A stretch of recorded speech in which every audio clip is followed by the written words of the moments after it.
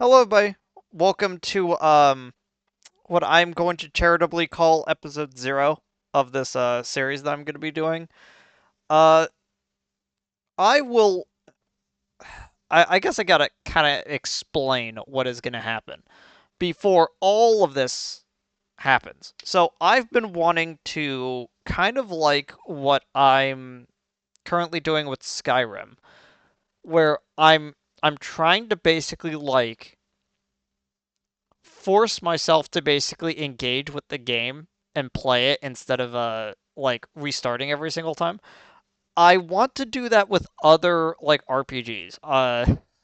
So to kind of explain, I had this weird idea randomly pop up into my head where I wanted to play it where I wanted to play the game series. Let me pull it up. Borderlands. At least Borderlands 2, and then I'm like, nah, it needs to be like the whole series. I I decided I was gonna do something very, very stupid. I am going to be playing all of Borderlands 1 uh as a pseudo daily series, kind of. We're gonna see how that goes, especially with my computer being like really weird right now. But I want to play the game as all four of the characters at once. Effectively, I want to play as one character, and then when I switch off to the next day's episode, I then pick up the story from the other character in a rotation. So I've basically decided on what the rotation is, and I'm kind of gonna go into that. But first off, I kind of want to introduce someone. I've had this person like on episodes before, but uh this is Combo. Say hello. Hello. Hello. Yeah. They know a lot more about Borderlands than I do. Um at least as a series.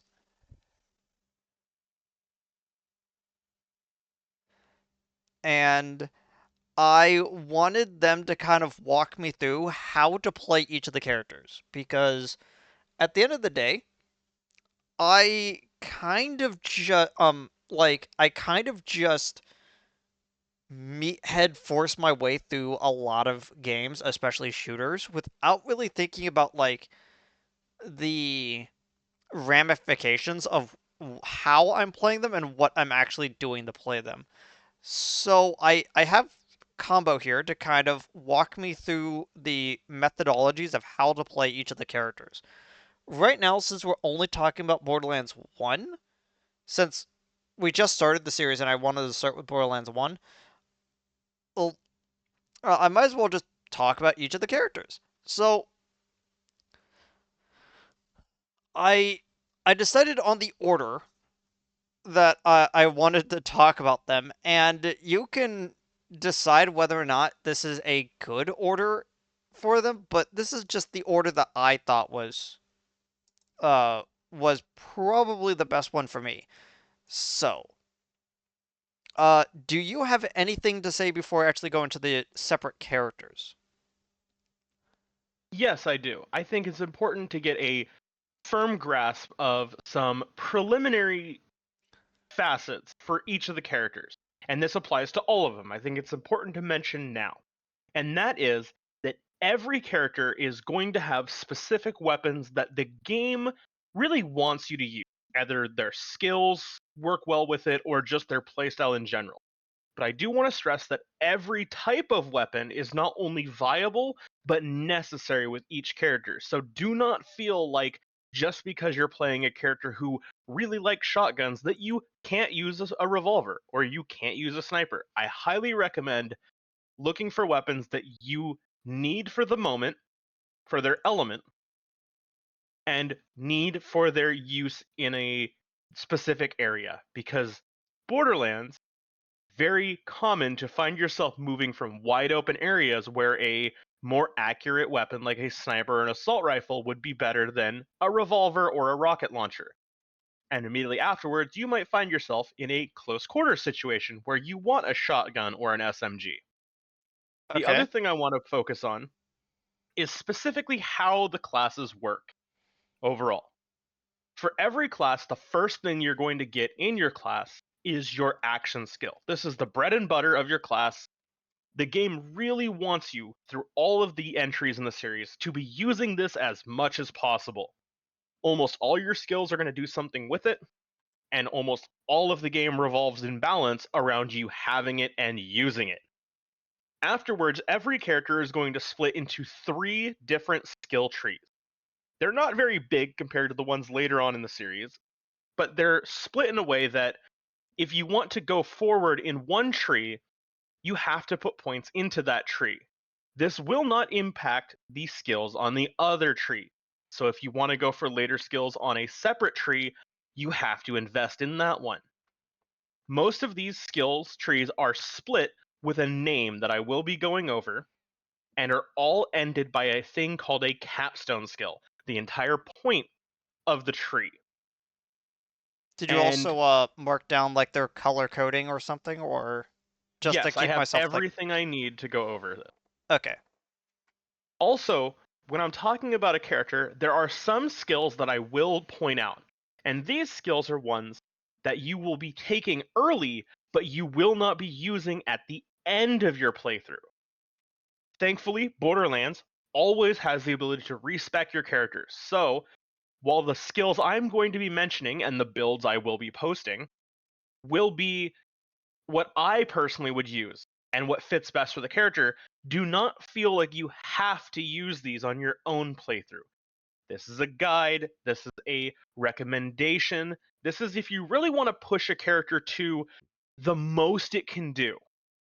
But if you find yourself using a skill and you're like, wow, this seems really good, use it.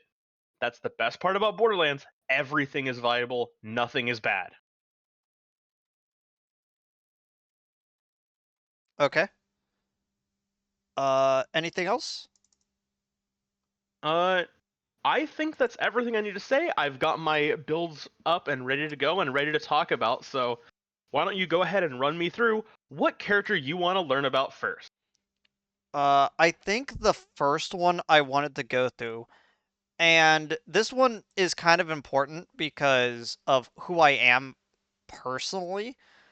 I felt the need to start as Mordecai first, and this is just from me being a like habitual sniper in games. So I kind of felt like the need to always go in this order of sniper uh of going okay. So the best way to kind of put it is ranger, wizard, uh wizard, knight, uh barbarian, if that makes sense. Yep. So we're gonna start off with Mordecai the Hunter as the first class I do. Okay. Do you want me to go into it right away and start telling you how I feel about the class? Yeah. Mordecai the Hunter. A very all around good class, not as high on maximum health as other characters, and is capped on by its action skill, Bloodwing. Pressing the action skill button will send out your bird Bloodwing to attack an enemy. Mordecai has 3 different skill trees: the blue sniper skill tree, the red rogue skill tree, and the green gunslinger skill tree.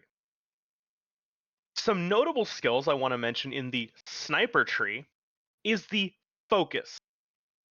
You'll be putting 5 points into this and will increase your accuracy, your recoil recovery, and reduce weapon spread.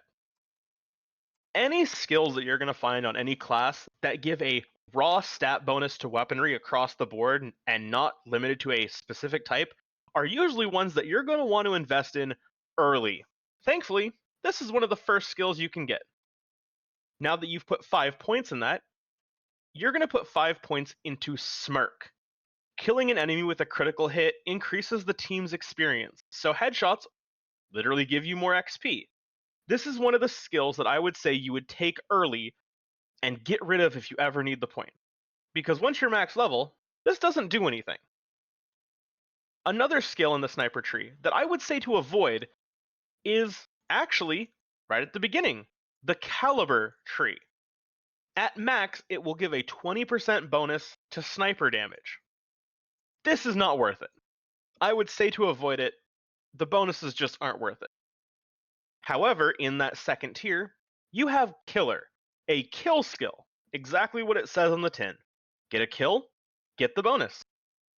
Killer has a duration of 7 seconds at max, in which you will gain 40% gun damage and 30% reload speed every time you kill an enemy, and this does refresh on kill.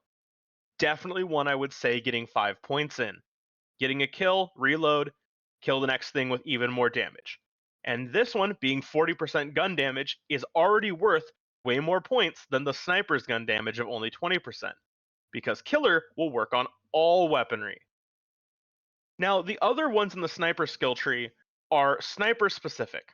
Specifically, the loaded skill, which increases your magazine size with snipers, and the carry-on call. Scoring a sniper hit reduces your skill cooldown.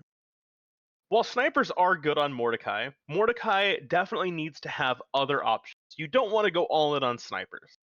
So the sniper tree is actually going to be done right there and will not get to its final skill, Trespass, which, while it does increase your bullet damage and give your bullets a chance to pierce a shield, even at max 5 ranks where you're getting a 100% chance to ignore a shield, you're only getting 5% bullet damage bonus. It's really not worth it.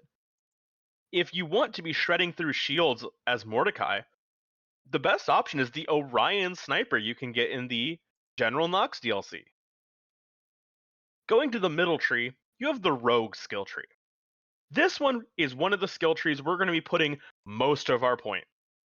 We will be putting 5 points into Swift Strike to increase Bloodwing's damage and speed, 5 points into Swipe so that Bloodwing has a chance to steal ammo, money, or even health vials from enemies, 5 points into Fast Hands to increase your reload speed, 5 points into Aerial Impact, which gives Bloodwing a chance to daze enemies, which debuffs their guns and motions for a few seconds. They effectively do half damage and move at a quarter speed. What We're was going the to skip. what was the What was first that? two again? Swift Strike and Swipe, the top two in the red tree. You're going to be taking those. A skill we are not going to be taking is Out for Blood. Damage dealt by Bloodwing heals you. It's a decent skill. The problem I have with it is even at max rank it's 35%, but if you have 5 out of 5 in Swipe, you're going to be getting health vials as well as ammo and money from Bloodwing anyway. There's really no point to using Out for Blood. Now, one of the better skills you're going to want, not just for single player but also for multiplayer, is Ransack. Killing an enemy gives a boost to a kill skill that gives bonus loot drops from other enemies. And in a looter shooter, that's exactly what you want. All of these skills in the red tree, you're going to be putting 5 points into. But the capstone of this, the Bird of Prey, which increases the number of enemies Bloodwing can attack, you're actually only going to be putting 3 points into. The reason being is, in Borderlands, you only get 68 points to work with. You get 63, or I apologize, 65 just from leveling up, and then 4 extra skill points for completing the Moxie DLC on both playthrough 1 and 2, and the Claptrap DLC on playthrough 1 and 2, for a total of 68 points. Now, putting 5 points into everything means you're going to have 3 left over, and it's definitely good to put it into Bird of Prey. The final skill tree we're looking at, and the one we will put the most points into, is the Gunslinger tree. The first skill is Deadly, which increases your critical damage. This increases it by a whopping 75%, and since critical damage is already a multiplier, and you can get this as your first 5 levels, Deadly will carry you through most of the game. Gun Crazy is also a good one. This gives your repeaters and revolvers a chance to fire double projectiles, And while I did say earlier that getting skills that focus on a specific weapon type isn't that good, this is one of the exceptions. Revolvers in this game can get an option called a masher, in which the bullet will actually shoot as 7. This can double that. Along with the bonus critical hit from Deadly, a masher revolver in one of your slots can easily chunk down even the strongest enemy. Now, if you're going for a more up close and personal build, which revolvers are also good for, you're definitely going to want to put 5 points into Lethal Strike. This not only increases your melee damage, but gives you a 35% chance to deal 750% damage. Lethal Strike, at least in the non enhanced version of the game, is also horrendously bugged. In which, if you're using a gun that has an equipped blade for bonus melee damage, that stacks. And you can get some nasty. I have seen times where, well, someone managed to kill the final boss of the game in 3 melee attacks on playthrough 2. If you're not going for melee, you can also put the 5 points into Riotous Remedy, which gives you a random amount of health regeneration every time you get a kill. But I tend to avoid that one, because again, we're going for swipe. Bloodwing should be keeping us topped up on ammo and health the entire time, as long as we keep throwing them out. And with the extra targets we can get from Bird of Prey, at least one of them has to drop a vial. Now, we also have Hair Trigger we put 5 points into. This increases your fire rate and your magazine size with repeaters and revolvers. Now, while you're not going to be using this a lot for repeaters and the fire rate is not that good, mag size on revolvers is. Because mashers tend to have really low magazine, and increasing the magazine size as well as having the increased reload speed from the red tree means mashers are going to be firing pretty fast, and you're not going to have a lot of downtime with it. Masher pistols usually end up being one of the best things to use on Mordecai, and most characters for that matter, but he gets the most benefit out of it. The other 5 points we're going to put into Predator. This just decreases your skill cooldown and makes it so Bloodwing's back every 13 seconds instead of the normal 28. In a build where you're going to want to keep Bloodwing up as much as possible to refill your ammo and health, you don't want to be caught in a moment when you don't have it available, so make sure you use it as much as possible. And the final skill, the capstone of the green tree, we're going to be putting the last 5 points in. And it's a kill skill called Relentless. Killing an enemy increases your fire rate and your recoil reduction for a short time. And additionally, it gives you a 25% chance to deal extra bullet damage. This is actually a lie. It gives 25% per rank. So at 5 out of 5, you're actually getting plus 100% chance to do extra damage. That's the build for Mordecai. We're going to be focusing mostly on Bloodwing and switching to any weapon to suit the occasion to get us through any encounter. If we find ourselves in a close range engagement, a revolver is going to easily mop up anything close by, or any weapon that has a blade will make quick work of any enemy that stands in your way. Killing enemies quickly is going to give us extra chances for bonus loot thanks to Ransack, and thanks to Bloodwing, we'll be topped up on money, health, and ammo, even in the tightest of situations. Okay. Uh, the one thing that the other thing is that uh, I guess we could go into it at the end. So I'll hold off on that. Um, so I guess the next one after that is it. Sorry, I needed to fix that. Is Lilith the Siren, which would be the next character I would play in this rotation. Lilith, Lilith the Siren is personally my favorite class in the game. It's fast, it's mobile, it's defensive, and it's the perfect thing to be putting status effects. Now, one thing I didn't mention on Mordecai, but it pertains to every character, is you can get artifacts in this game. And these artifacts will imply different elements onto your action skills. So, Bloodwing can be putting fire or shock to help you get through shields or armor or flesh, but Lilith is where that shines. Lilith's action skill is Phase Walk. Pressing the action skill will activate it, turning you invisible and increasing your movement speed. You cannot shoot while phase walking, and if you melee, it ends phase walk. But on phase walk start and end, you make a phase blast, which damages nearby enemies. The damage of phase blast isn't that good, but it has a high chance to apply a status effect.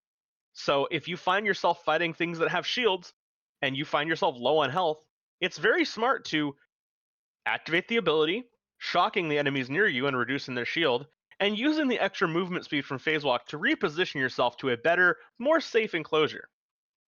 The three skill trees that we're going to be looking at on Lilith is the blue controller, the red elemental, and the green assassin. All of these skill trees are phenomenal, and we'll be going into most of them. What was the Now, was the name of them again? Blue the blue Control. controller, the red elemental, and the green assassin. On the controller, we're going to be putting 5 points into Diva. This increases your maximum shield. Lilith is definitely a character that wants to be up close and personal, especially because her phase walk is going to be activated near enemies or ending near enemies to take advantage of the phase blast, and you don't want to be caught with a low shield. Striking is a decent ability that gives your melee attacks to chance to daze enemies, but we're not going to be going for that, seeing as daze is much better as a Bloodwing ability, where you're doing it at a distance. On the other hand, Inner Glow is definitely one of the best skills on Lilith. Gives you health regen while phase walking. So not only are you healing while repositioning yourself, you're also doing damage to enemies, making phase walking more of an offensive option as opposed to defensive. Now, Dramatic Entrance gives your phase blast a chance to daze enemies, but again, you don't really want to be close. Enemies will tend to melee you if you're close, and well, daze doesn't change that. So dazing should only be done from the distance. The next skill we'll be going into is Hard to Get. This decreases your skill cooldown, and at max decreases it by 16 seconds, meaning that phase walk comes back every 20 seconds. As always, action skills are the bread and butter of all vault. More, we want to be taking that. Getting Girl Power is also a really good skill. Killing an enemy grants you shield restoration for a short time. While not a large amount of recovery, it does increase your survivability, which on Lilith is very important. Now, the final tier of controller is Mind Game. This gives your bullets a chance to daze enemies. Like I said, it's much better to daze enemies if you're far away to avoid their melee getting through it. So we will be putting 5 points into Mind Game. That's all for the controller tree. Now moving into the elemental tree. The Quicksilver skill is fantastic. Just straight up increases your fire rate. No reason not to do it. Not much more to say about it. Next to it, we have Spark. Increases your status effect chance, your element pool, and your elemental pool regeneration. Now, what this means is you're going to be putting a lot of status effects in that. Now, resilience is pretty decent. It increases your elemental You're kind of breaking up a resistance to little all bit. elements except shock. But most enemies don't tend to do a lot of elements. Uh, Am I you better? uh you kind of need to restart back over from resilience. Everything else was just was kind of lost. Testing? Yeah, Testing? yeah, it Okay, should now still okay. be good.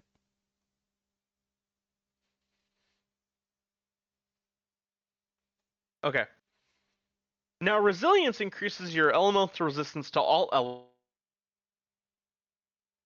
elements, except to shock effect damage. The problem with this skill is not a lot of enemies do elemental damage, and when they do, they tend to do shock.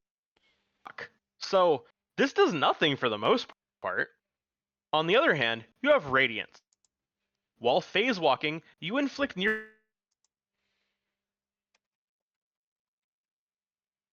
its damage. This scales amazingly with Spark. You're going to pop your phase blast and do a bunch of elemental damage, getting bonuses from Spark, then electrocute them with radiant area and heal while doing it. These are some good skills. A skill that I personally skip is Venom. Your melee attacks deal bonus. Venom really isn't that good. Even at max skill ranks, you're only getting a 25% bonus corrosive damage. It's just not what we're going for. The next skill, however, is another one of the skills that you're going to grab early, but not get rid of later, but you're going to reduce. And that's intuition. Killing an enemy increases your movement speed and the team's experience for a short time. Early on, you're going to want to get 5 points in this. Killing a bunch of enemies rapidly gives you a bunch of XP with this. But when you get to your max level, you're only going to put 3 points in this just for the 30% move speed, because XP won't do anything. The capstone of this tree is Phoenix, an absolutely amazing skill, and I would personally say, with 100% bias, is the best skill in the game. Killing an enemy gives you a 25% chance to not consume ammo and causes you to deal of your weapons now have effectively 25% more magazine, depending on how lucky you are. But also by doing fire nearby, you're also getting a bonus on spark. Since it's a kill skill and will go off the same time as intuition, with the extra movement speed, not only is repositioning going to be beneficial, you can reposition near a weak enemy and the fire will just kill him, continuing your skill tree. I've had several times playing this character where just from these two skills, keeping my chance for bonus ammo up for a very long time. Now into the third tree, the assassin tree. Something I consider, while her weakest tree, also weirdly one of her strongest. The first skill you're going to take in this is Slayer. This increases your critical damage by a staggering 62.5%. With a bonus from Phoenix giving you extra rounds in your magazine, and your aim is good, you can be putting out quite a substantial amount of damage. And this is not a kill skill.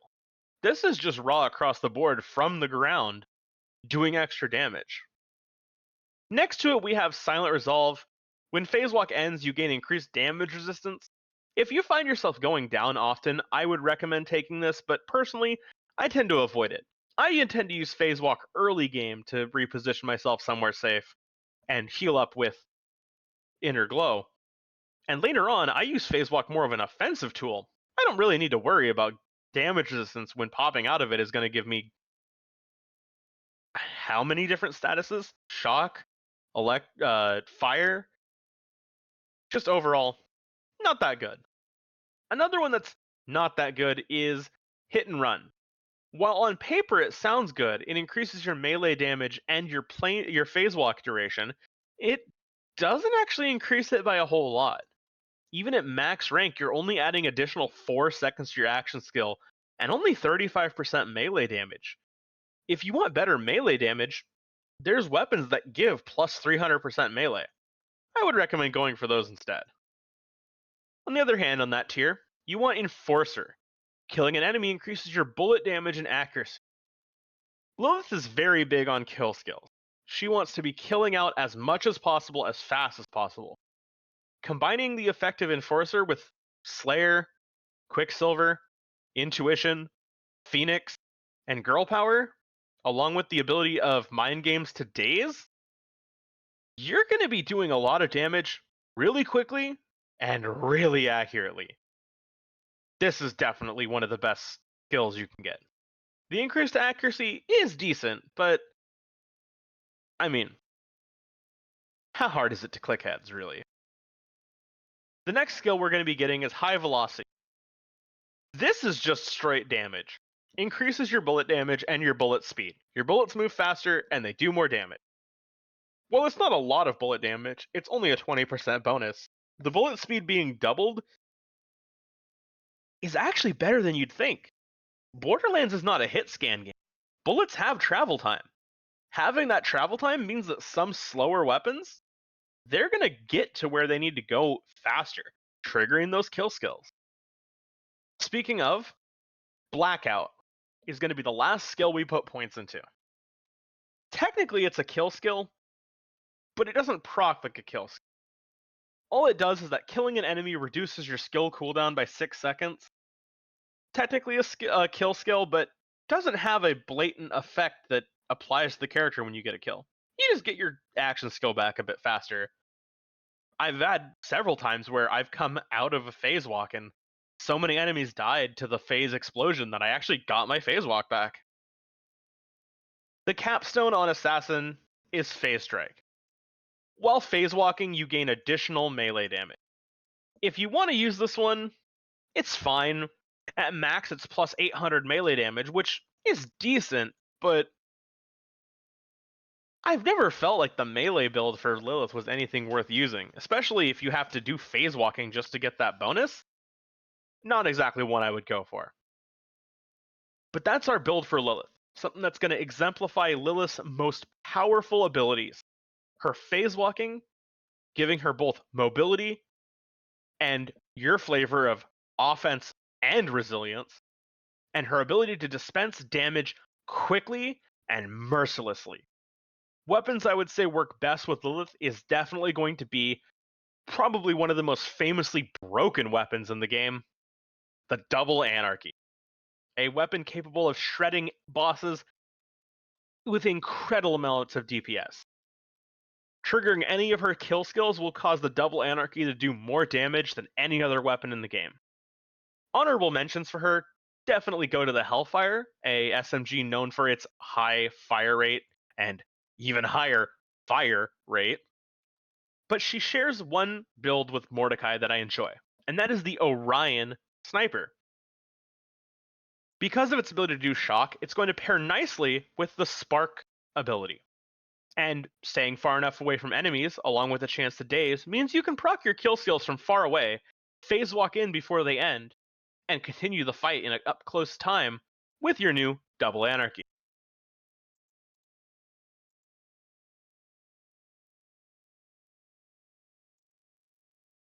Okay, I think I kind of get it. Like, there were some words that were lost in that, but I think I kind of got the gist of it.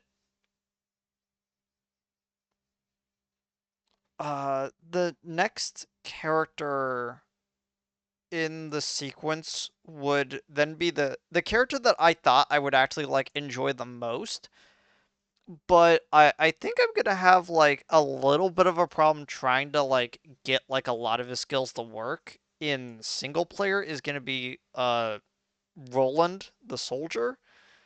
Uh all of his stuff really did seem like it was a lot more to do with the multiplayer aspect of the game, and so it always felt really awkward to play him when I was just solo, and a lot of his stuff was about like assisting team members. Ah, Roland, the soldier. Pretty decent all around class, pretty tanky, but still mobile. His action skill is the Scorpio turret. You press your skill to deploy a Scorpio turret that fires at nearby enemies. It also is equipped with two front facing shields. Now, the thing with the Scorpio turret is it's the longest cooldown in the game at 100 seconds. And it lasts for 20 seconds, which is nice. But the build we're going to be looking forward to is one that's really going to push what the Scorpio turret can do to the absolute limit. The three tiers that we're going to be looking at for Roland is the blue infantry, the red support, and the green medic. We're going to be putting an equal amount of points into all of these, and actually ending up for the only character on this list to make it so, it's actually going to max out all three of its capstones. To make that easier, first thing we're going to get for Roland is the impact skill. This is just going to increase your bullet damage, and while it's the lowest bullet damage increase for any of the characters, there's no reason not to do more damage.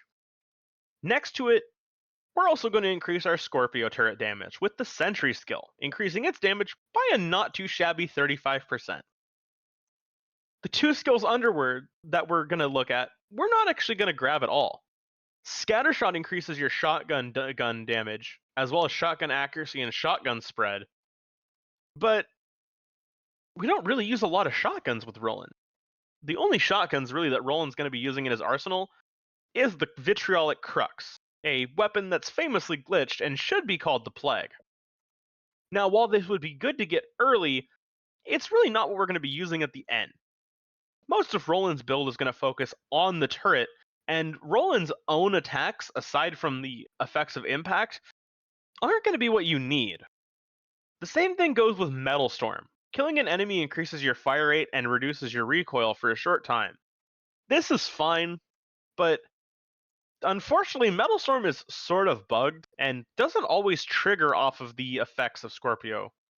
So getting a kill with the Scorpio turret might not even give you that bonus. Unless you're going to eschew the Scorpio turret entirely, it's better to shy away from the kill skills on Roland. Except for one we'll get to later.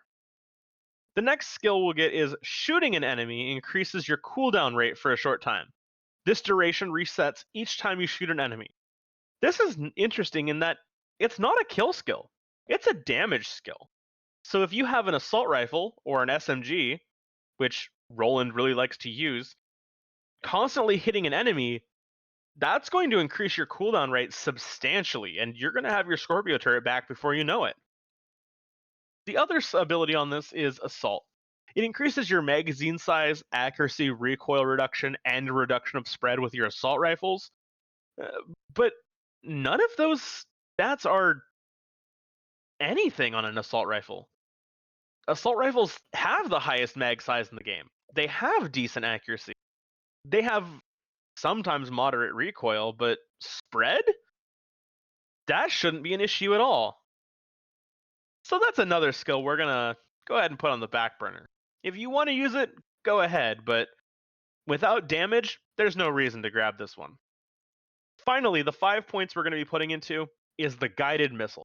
The Scorpio turret periodically launches additional homing missiles. This is insane amounts of damage. Explosive damage, while not separated as a specific category like it is in Borderlands 2, is really strong. It does bonus damage to effectively everything, and having guided missiles as well as the normal shots from Sentry doing extra damage, this is going to be dispensing some major damage on everything around you. Moving on to the support tree, you're going to want to get the defense skill. This increases your shield recharge rate by a staggering 20%. If you ever find yourself hurt and you need to throw down your turret, defense at least makes sure that you're going to be getting your shield back so you can get back into the action as soon as possible. To help you do this, we're also going to put 5 points into the stockpile skill. Near the Scorpio turret, the team, which includes you, is going to receive ammo regeneration. The amount you get back per second is different depending on the types of weapons, but it's nothing to scoff at. Using this turret as an emplacement to fire on enemies, you're going to be hard pressed to run out of ammo.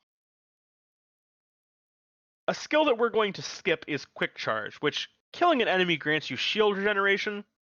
Being a kill skill, this is another one that sometimes glitches if you're being hit by, or if the enemy is killed by the Scorpio turret. So we're going to skip it this time. And with the abilities we're going to get later with the Scorpio turret, honestly, you're not going to need to worry about your shield too often. With a combination of defense and some other skills, you're going to be perfectly fine. The next thing is Barrage. The Scorpio turret fires more shots per burst. Increasing this means the Scorpio is just going to have a higher DPS overall. No reason not to go max on this. The next one is Grenadier. Killing an enemy increases your grenade damage and grants grenade regeneration. This is one of the skills that I will definitely say might be worth it, especially if you're throwing a lot of grenades.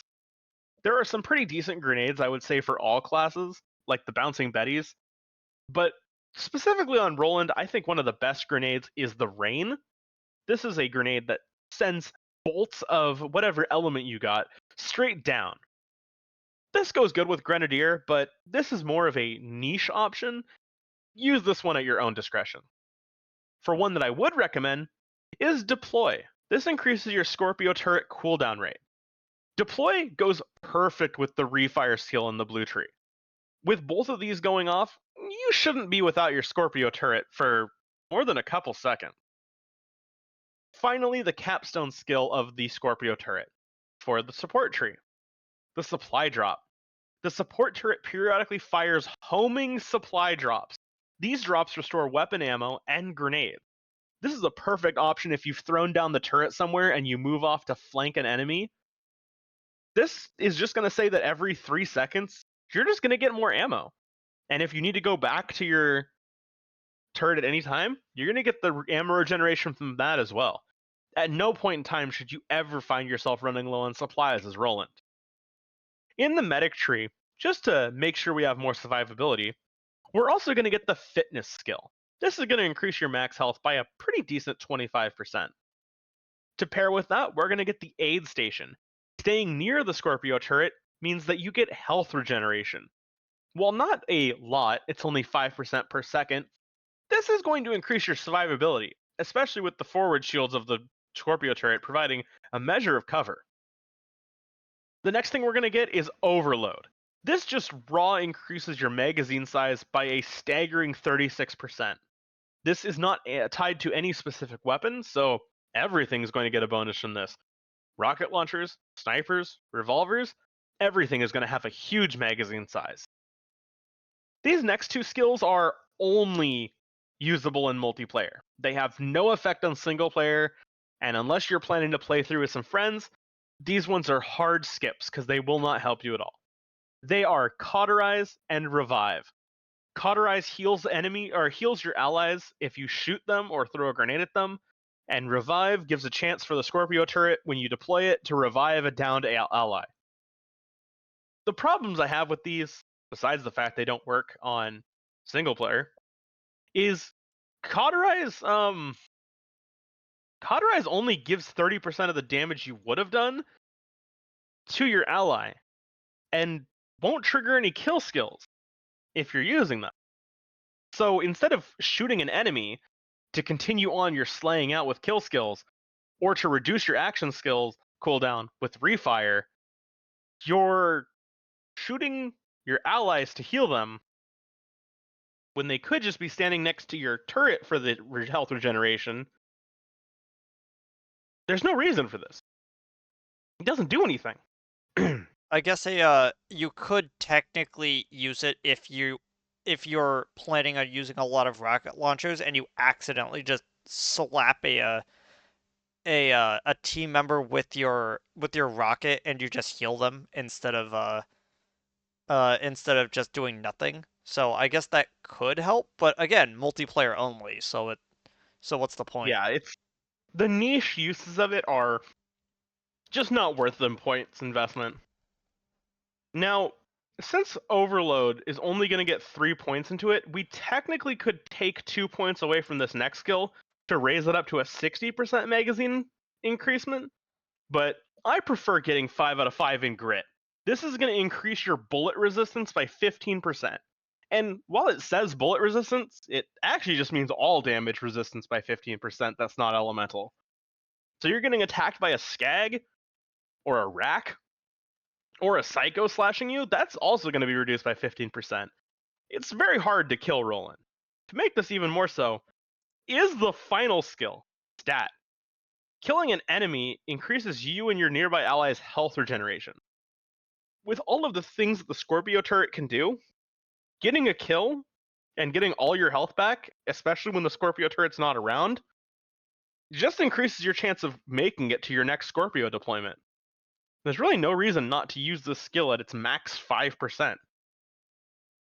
Using this in combination with the ability of the aid station to have another plus 5%, which stacks to a plus 10%, and the 25% bonus from fitness, Roland should be at close to max health pretty much constantly. And that's our build for Roland, an all-arounder that focuses on survivability and focuses intently on that Scorpio turret doing what it does best, blowing up everything. I think I said Roland is a knight, but he really is a paladin where he is the perfect mix of healing support and offensive tools.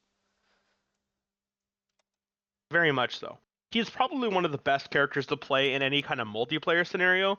Him and Mordecai as a two-player playthrough is one of the best in the game. Not only is Mordecai going to be dropping bonus loot, but the Scorpio turret giving Mordecai ammo regeneration.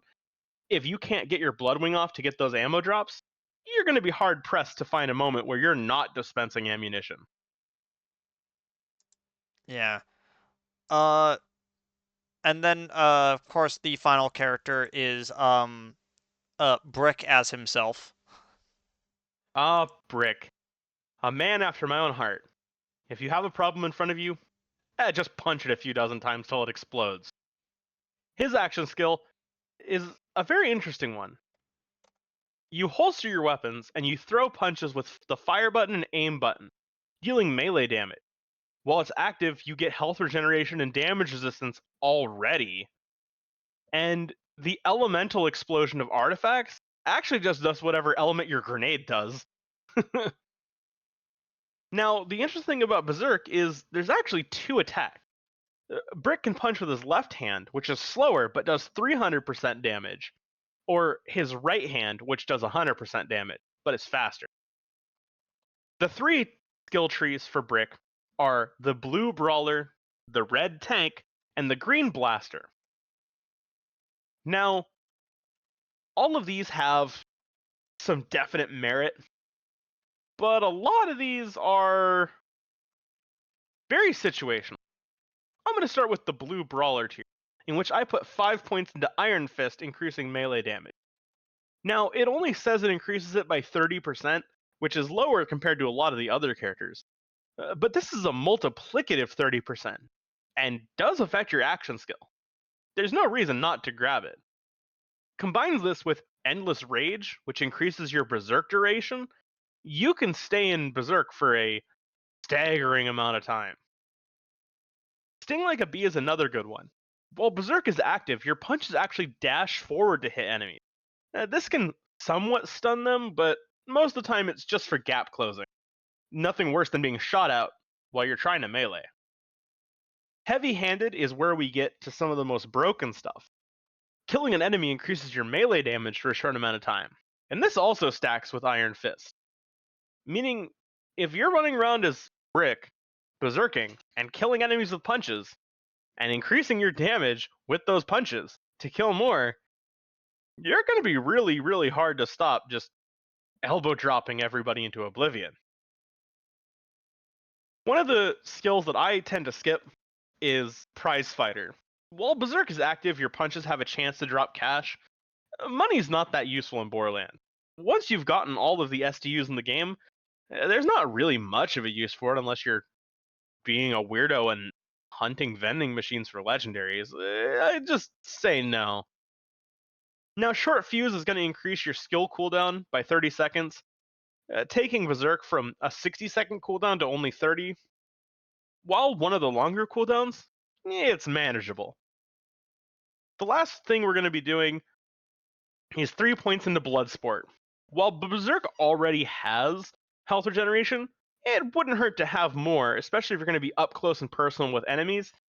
Putting 3 points in there is fine, but these are definitely 3 points you can put other places if you want, including some skills I'll talk about shortly. The red tree is actually the tree we're going to be putting the least amount of points into. 5 points into Harden to increase your maximum health is exactly what you want on Brick, seeing as all of his health regeneration is based on percentages.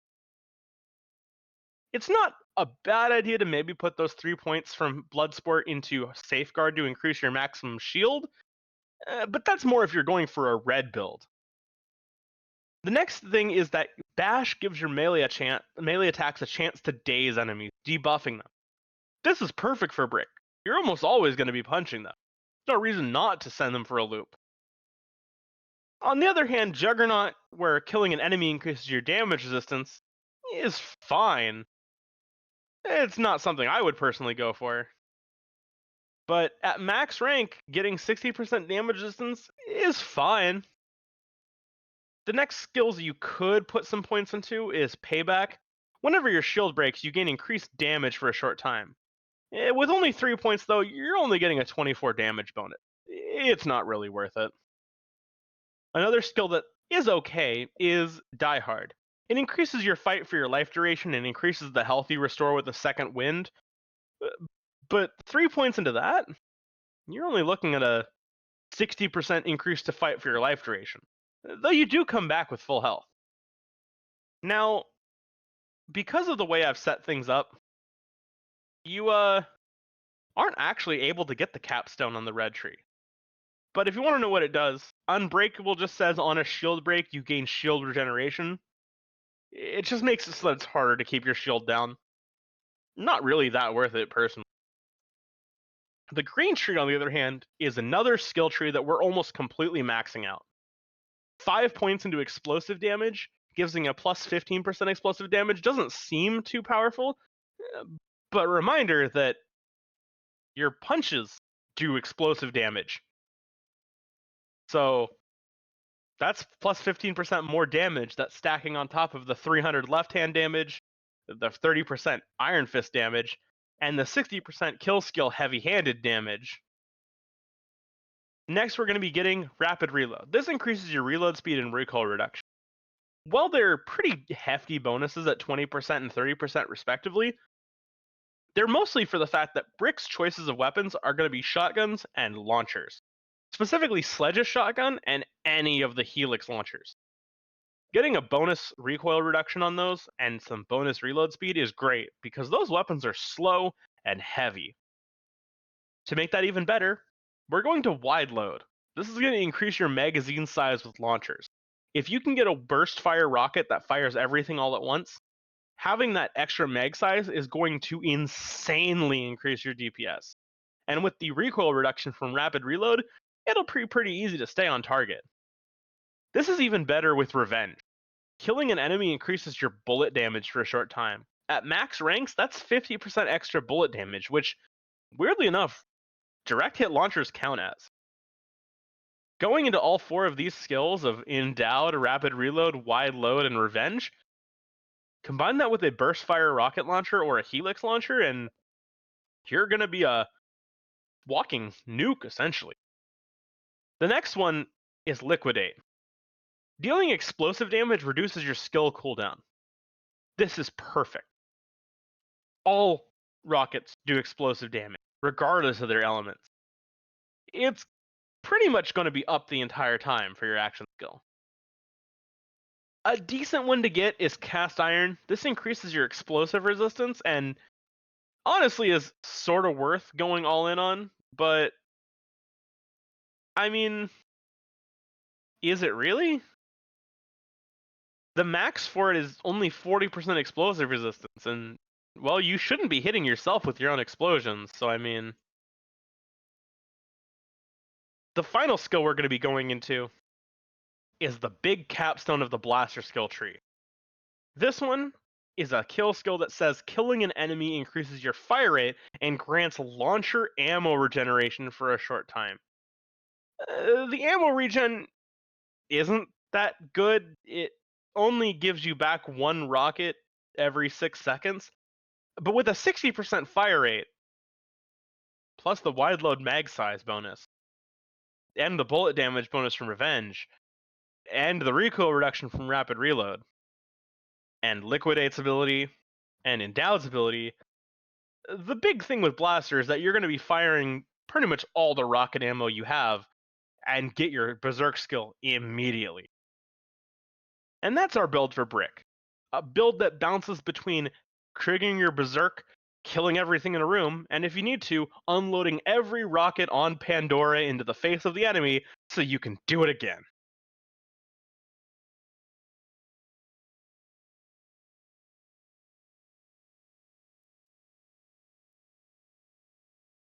Was that everything? That is all the characters. Okay. I think one of the uh going back to like the game as a whole, I have a very interesting question. And I think this kind of helps me put myself into a certain mindset.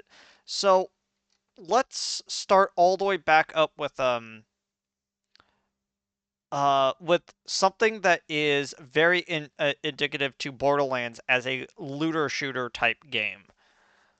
And it is the fact that you're constantly getting new guns and you're constantly just basically drowning in many different types of guns with all these different manufacturers and different types. So, let's just say we're starting back over with Hunter because uh we're going from the top. You have one of every type of white gun on the ground. So they're all the bare bones basic guns, and each character is picking up two guns to exempt uh to uh to accentuate the things that are about them. What two guns both manufacturer and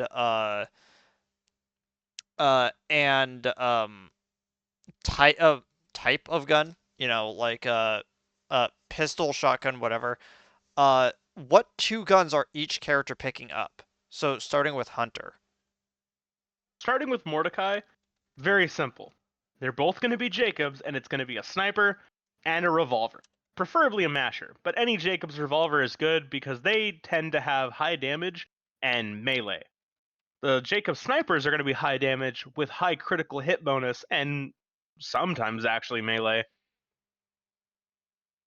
Moving to Lilith is where things get a little tricky because she can excel with most things. I would say the best things on Lilith definitely is a double anarchy. Double anarchy can drop from a couple different manufacturers. You're looking for Torg. That's going to be your highest damage. You're going to want to avoid stuff made by TDO or SNS. Those are not going to be what you're looking for. As for the other things on Lilith, you really have to ask if you're going to be going for the elemental side of things, and if you are, you're going to be going Malawan. And it's either going to be Malawan SMGs or Malawan shotguns. Things that are going to have high elemental chances, because those are going to pair really well with Spark and pair even better with her need to be up close and personal. Going to Roland, you want Atlas assault rifles. That's going to be the bread and butter for Roland. You're going to be shooting near constantly. They have insane amounts of ammo, they have pretty good damage, and you're going to be just shitting damage out everywhere with those things, and you're not going to need to reload very often. On the other hand, having a backup shotgun, either a Torg or an SNS munitions, pretty decent. But you're not going to go wrong with a Malawan launcher for some crowd clearing. For Brick, very simple. You want Torg launchers and Torg shotguns, and that's pretty much it. You want as much explosions as possible, and you want it yesterday.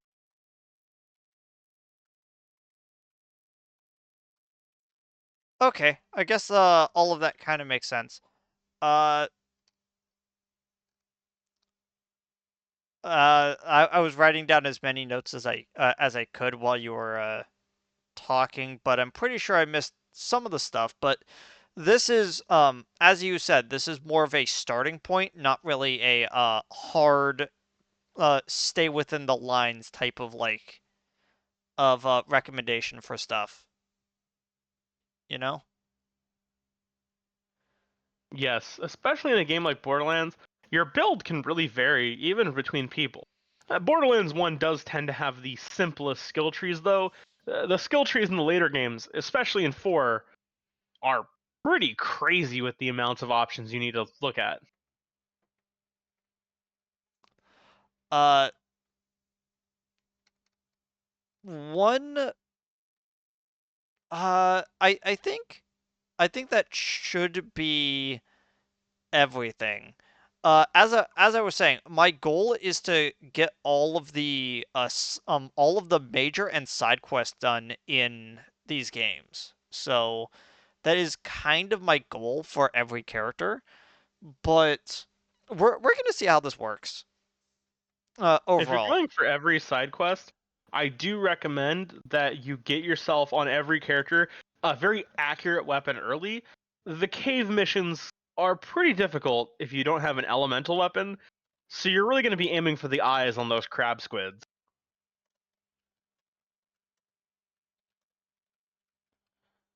Yeah,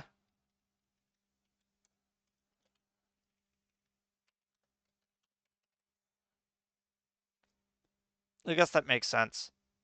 Uh, so was there anything like as an overview about the game that you wanted to include at the last minute, or do you think you're good? I think a thing I want to point out is when it comes to Borderlands 1, there's not a lot of balance when it comes to weaponry. Almost every build devolves into using the same weapons for the characters, regardless of what skills you pick. When it comes to each character, pick up a masher and you're going to be fine. If you don't want to make things too similar, I would say for Mordecai, definitely go for the Skull Masher or the Surkov snipers. For Lilith, you're going to want either the Crux, aka the Plague, or the Wildfire, or the Hellfire, sorry. For Roland, you're going to be looking for stuff like the Raven or the Guardian. And for Brick, you're going to want Sledge's shotgun, or if you're feeling really spicy, try and get the hybrid for the TK's Wave Bulldog. Hmm.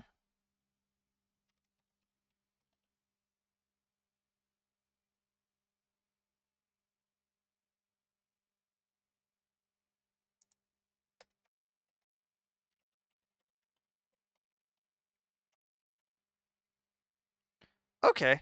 Uh, I think that's pretty good.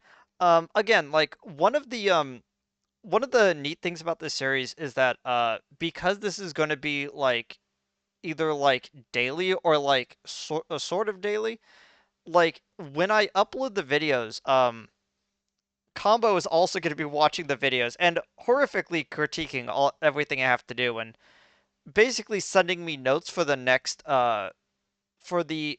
episode, and then I'll just hold on to them for the next time that I end up playing that character, in which I will then be reading those notes several days late. Uh, so that's sort of my idea for like what I wanted to do with the series. Uh, do you have any final thoughts? Uh, I would say the only final thought I could think of is knowing the way you enjoy playing the game. I would say the character that you're going to struggle the most with early game is Roland. But late game, the character you're going to enjoy the most if you play them optimally is Brick. really, you think I'm gonna be enjoying Brick the most? I thought it would be like the opposite. No, I think you're going to really, really enjoy it because you're going to have one moment of Berserk that lasts forever where you're punching enemies so hard they fly off the map. You're going to fall in love. Hmm.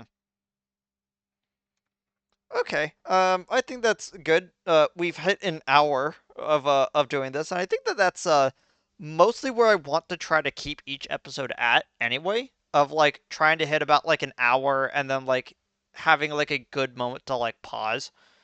So I think that's pretty indicative of like what I'm trying to do. Okay. Um, I think that's pretty good. By the way, I had you as Krieg the entire time in the corner. And I think that that really Script the helped with flesh. the way that you were going off on stuff. But like, yeah. So I will be uh probably uploading this tonight and then just sending it to go live and whatever. But like, my whole goal is to try to do something interesting to try to like